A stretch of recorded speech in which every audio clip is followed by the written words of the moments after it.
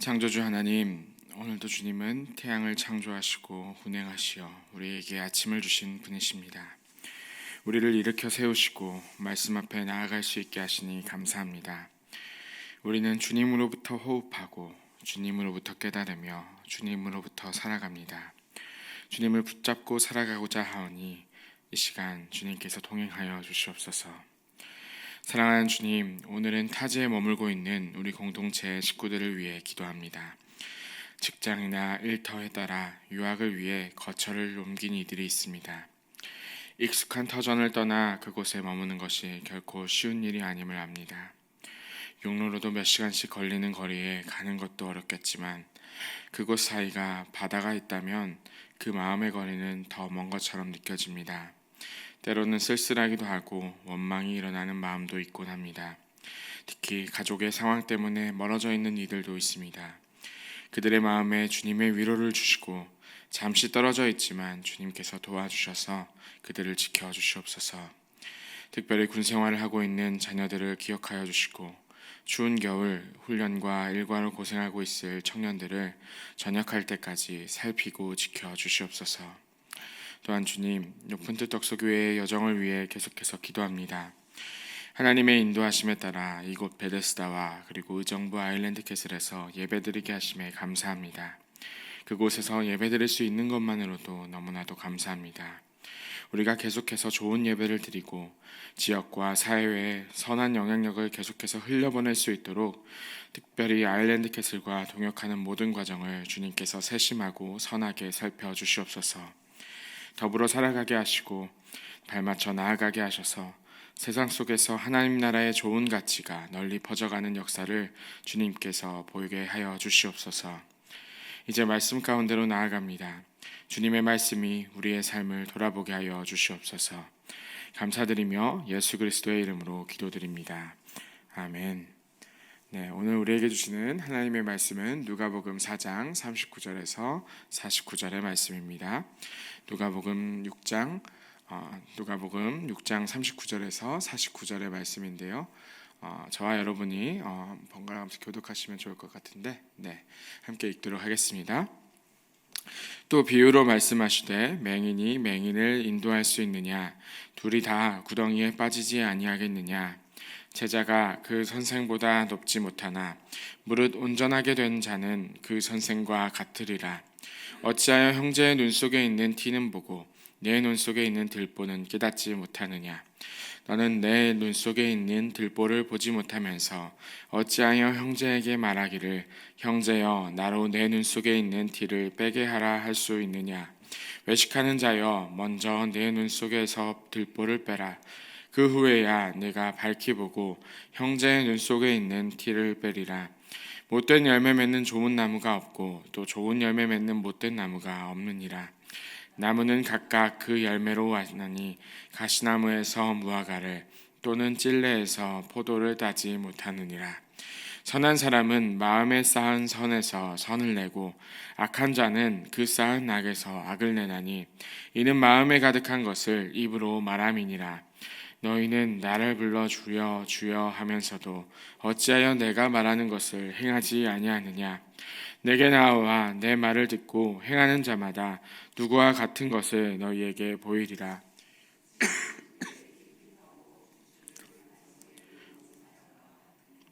큰 물이 나서 탕류가 그 집에 부딪히되 잘 지었기 때문에 능히 요동하지 못하게 하였거니와 행하지 아니하는 자는 주추 없이 흙 위에 집 지은 사람과 같으니 탕류가 부딪힘에 집이 곧 무너져 파괴됨이 심하니라 하시니라.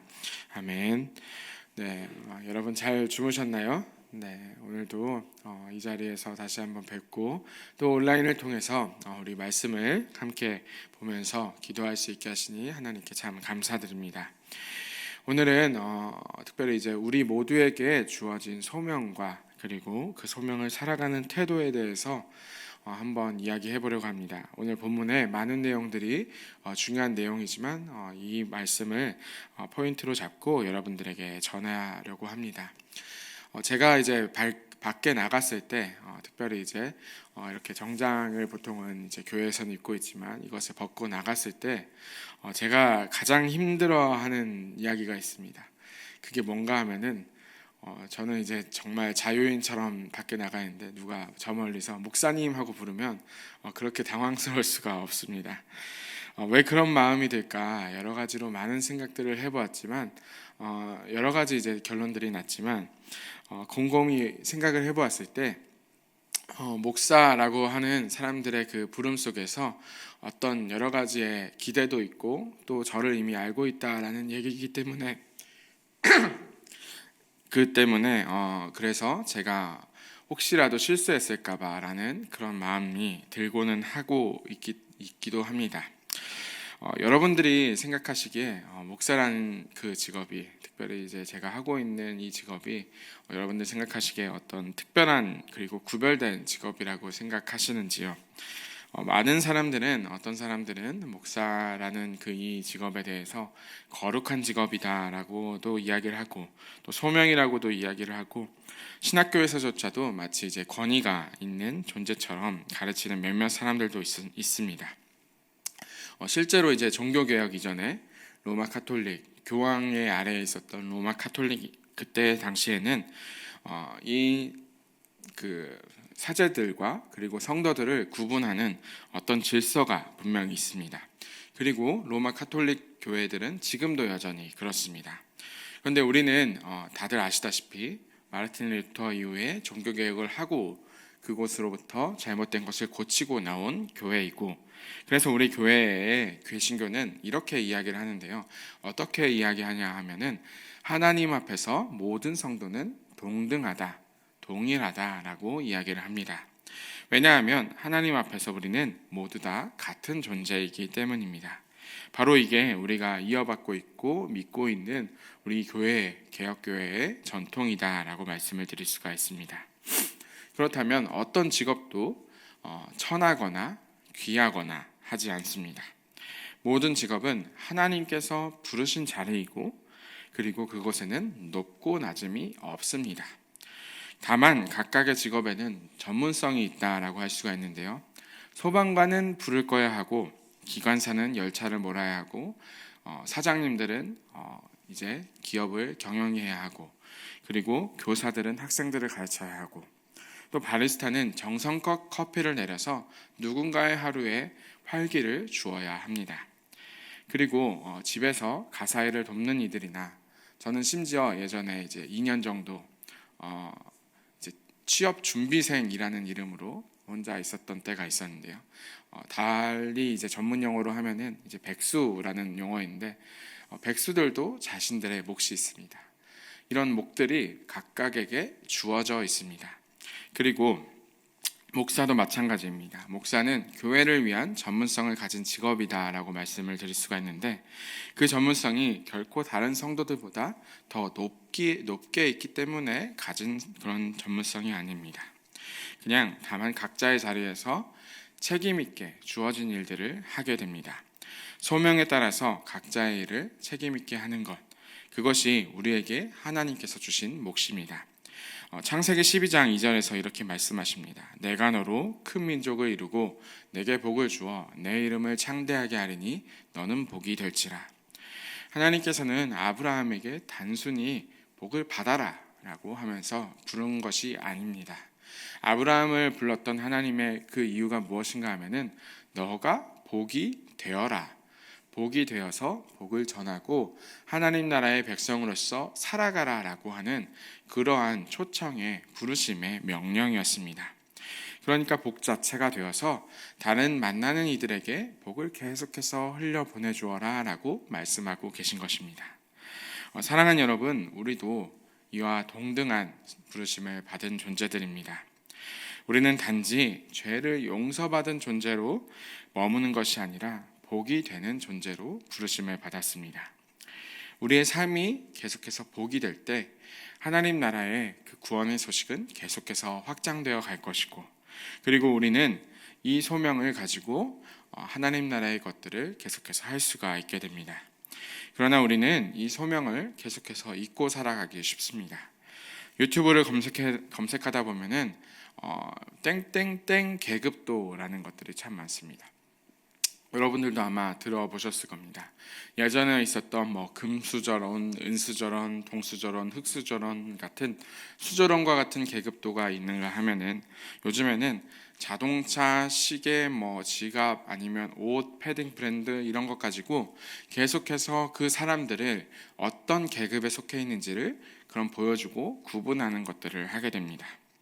그러니까 마치 물건이나 혹은 심지어 직업이나 우리가 살아가고 있는 그 어떤 상태를 가지고 나를 그것이 가리킨다라고 주목을 하면서 그것에 계급도를 매기고 마치 그것이 내 것인 양 생각하는 그러한 사회가 되고 있습니다.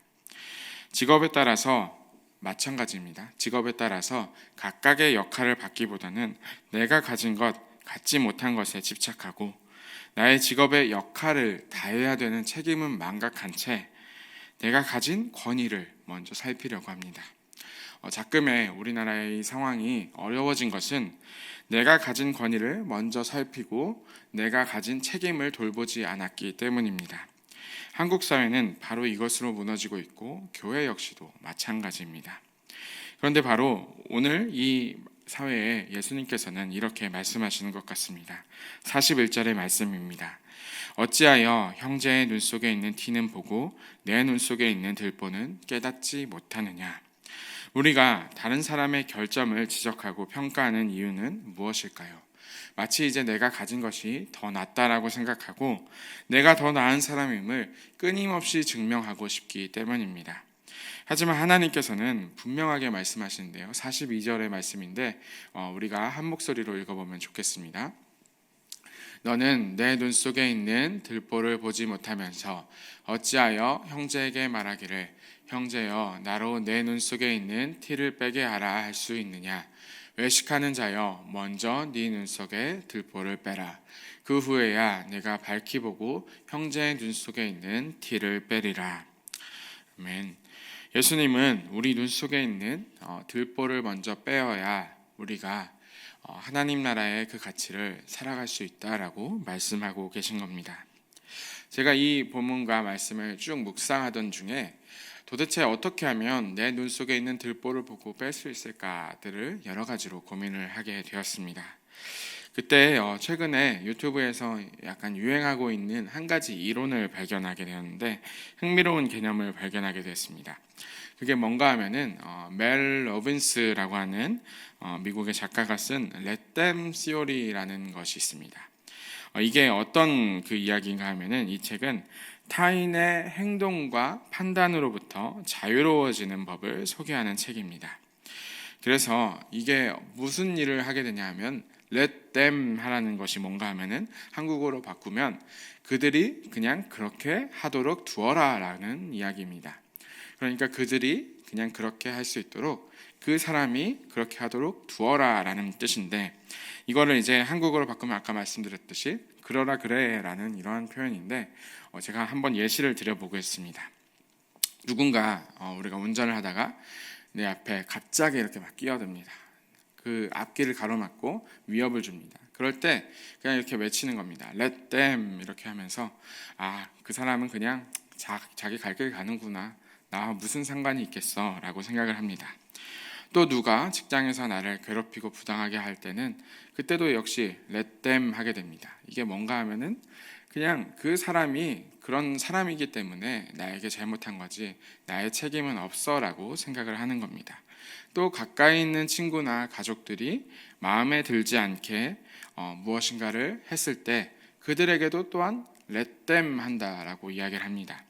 그러니까 그것은 그들의 선택이지 나의 몫이 아니다라는 생각을 하게 됩니다. 그들의 잘못을 나의 잘못으로 가져와서 감정과 에너지를 소모하지 않으려고 합니다. 사람들이 여러 가지로 이제 거절감을 느끼고 생각들을 가지고 그리고 그 마음들을 가지게 되는 그리고 어려워하게 되는 마음을 가지는 가장 큰 이유가 무엇인가 하면은 그들의 티를 보면서 그들을 통제하려고 하는 마음들이 있기 때문입니다. 그런데 그들을 통제하려는 마음을 내려놓고 let them 그들로 하여금 그들로 그냥 살아가게 하는 그러한 것을 할 때에 그 다음 단계로 넘어가게 되는데, 그 저자는 let them 한 다음에 어떤 단계로 넘어가느냐 하면은 let me라는 단계로 넘어간다라고 합니다. 그들을 이제 그렇게 두었을 때 내 책임이 아니라고 생각한 다음에 그들을 이제 그냥 바라보는 겁니다. 저 사람들은 저렇게 살아가는구나 라고 바라보고, 그 다음에 이제 let me로 가져오게 되는데, 어떻게 하냐 하면은 나는 어떻게 할 것인가 라는 생각과 고민들을 하는 지점으로 넘어갑니다. 그렇다면 내가 무엇을 할 수 있을까? 내가 어떻게 바뀌어야 하고, 그 사람을 존중하는 입장에서 나는 어떻게 그 역할을 감당해야 될까라는 그러한 생각들을 하게 되는 것입니다. 여기서 이제 그리스도인의 let me가 무엇인가 하면은 아까 우리가 28절에서 봤듯이 아까 우리가 그 말씀을 42절에서 말씀을 봤듯이 나의 들보를 발견하고 빼는 일입니다.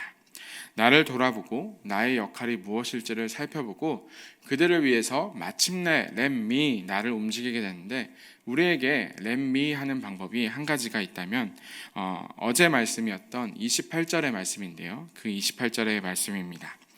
너희를 저주하는 자를 위하여 축복하며 너희를 모욕하는 자를 위하여 기도하라 라는 하나님의 말씀을 실천하는 것입니다.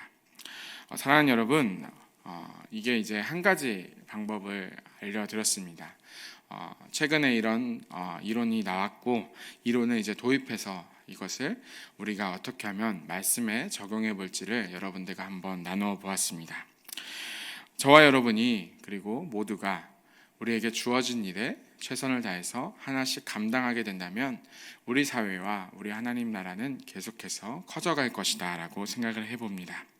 그러다가 우리를 계속해서 거스르게 하는 다른 이들의 티를 발견하게 되고 상황들을 발견하게 되고 그것으로부터 고통받고 어려워한다면 그것을 그들 그대로 두고 나의 먼저 들보를 바라보는 그러한 마음을 가지면 좋겠습니다. Let them, 그들을 그대로 인정하고 let me, 내가 어떻게 바뀌어야 될지 한번 고민하는 저와 여러분들이 되시면 좋겠습니다. 우리가 서로를 판단하는 대신에 복이 되는 삶을 살아간다면 이 땅에 하나님 나라는 계속해서 확장되어 갈 것입니다. 함께 기도하겠습니다. 우리의 주인 되시는 하나님, 오늘 우리는 말씀을 통해 주님 앞에 모두가 동등한 존재임을 고백합니다.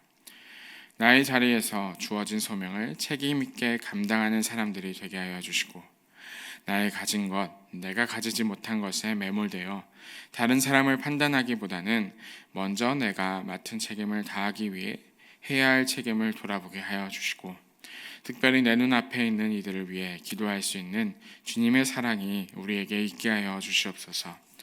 그리하여 우리 모두가 주님께서 주신 복을 흘려보내는 통로로 복이 되게 하여 주시옵소서. 그런 하루 살아가기를 소망하며 예수 그리스도의 이름으로 기도드립니다. 아멘. 우리 함께 기도하시겠습니다.